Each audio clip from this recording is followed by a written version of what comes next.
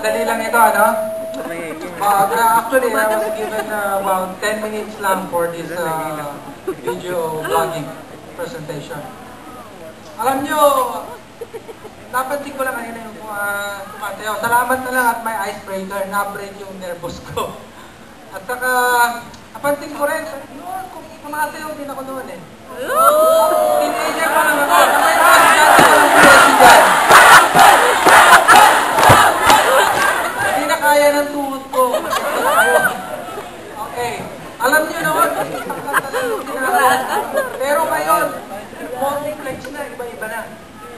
Yan ang pagbabago na sinasabi natin. Actually, also with vlogging, there is also an evolution. Mahabang evolution yan. If Microsoft has what we call product cannibalism. Do you know what is product cannibalism? Ito yung ginagawa ng Microsoft wherein they eat their own product. That's why meron tayong from Windows 95, may Windows 97, 98, 2000, XP. Hindi na umuubos yung update nila. Diba? Ganyan din actually sa vlogging. We call it vlogging evolution. Nabanggit kanina ni Ma'am Janet yung 10 allies. Okay? About vlogging. Diba? Number 6, yun ang SEO. Select that. Number 9, okay, about responsibility. Okay, napaka-importante talaga yan. And you should always be unique in all your content and even in your videos. So, my presentation is about video blogging.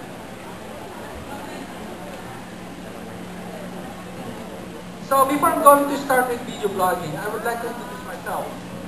So, you can see it there. Educator, a part-time vlogger, a non-linear video editor.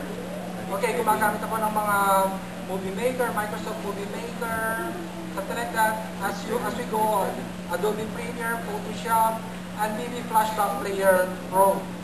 So I started vlogging way back 2008. Okay, so alam naman natin kung ano yung vlogging, ano? So, actually vlogging, lahat naman ng mga vloggers ngayon, nag-start sila sa tinatawag nila na PPC, PPV, at saka PPP. Ano ba yung PPC na tinatawag? Pay-per-click. Yan. Kumbaga ang vlogger, they earn out of when you click their websites or their blogs. Yung PPV naman, they earn through page views. Okay? Kaya kung may minsan, sabi ng mga vloggers, pakivisit mo naman yung website ko, pakivisit naman yung vlog ko. Unknowingly, para sa inyo, okay lang. Diba? Pero sa kanila, mas lalong okay. Kasi kumikita na sila. Diba? Pero sa inyo, especially kapag medyo quality yung content ng vlog, at saka maybe very interesting, at saka para sa research nyo is very useful, definitely very good for you. Pero sa kanila, hindi na lang basta good, okay pa. Pagdating sa money, no? So, video blogging is nothing new actually. Matagal na yan.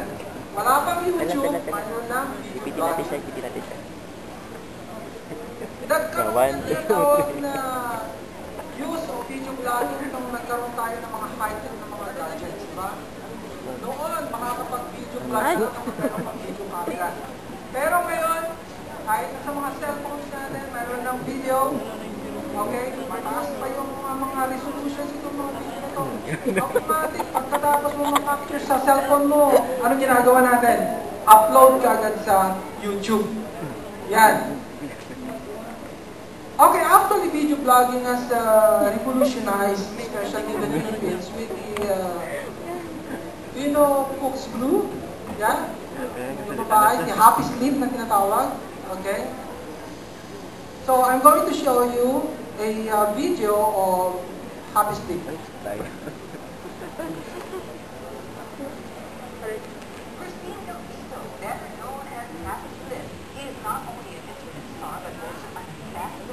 Philippines Department of Tourism.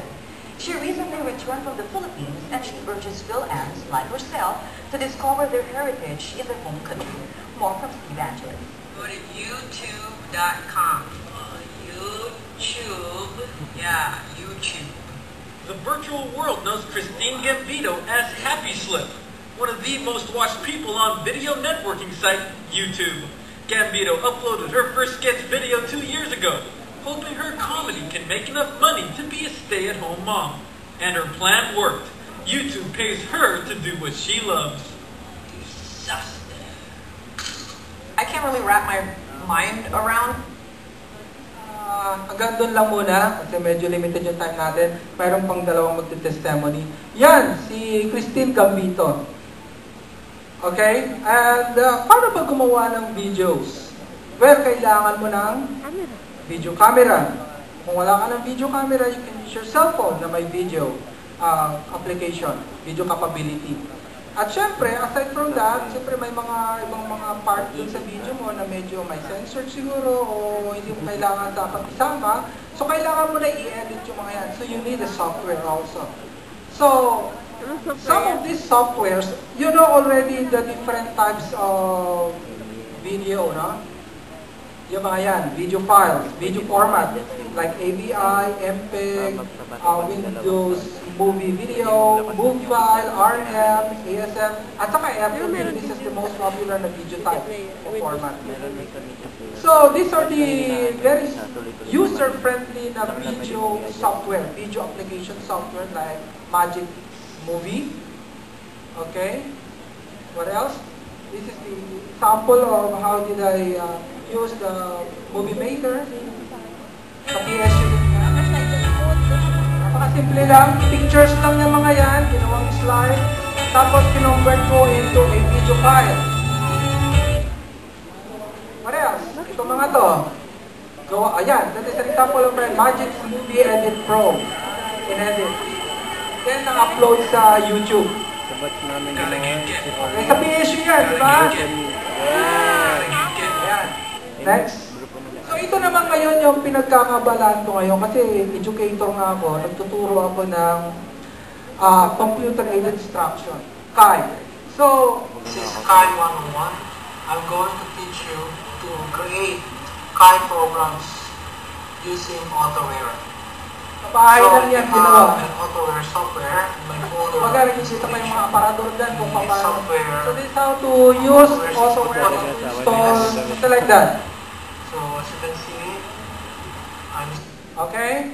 Now, tinatanong nyo siguro, paano ba kumita through video blogging, no? I will just give you example of an email which was sent to me.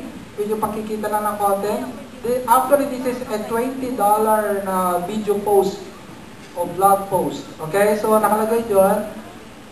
Ano nakalagay doon? Please create a video.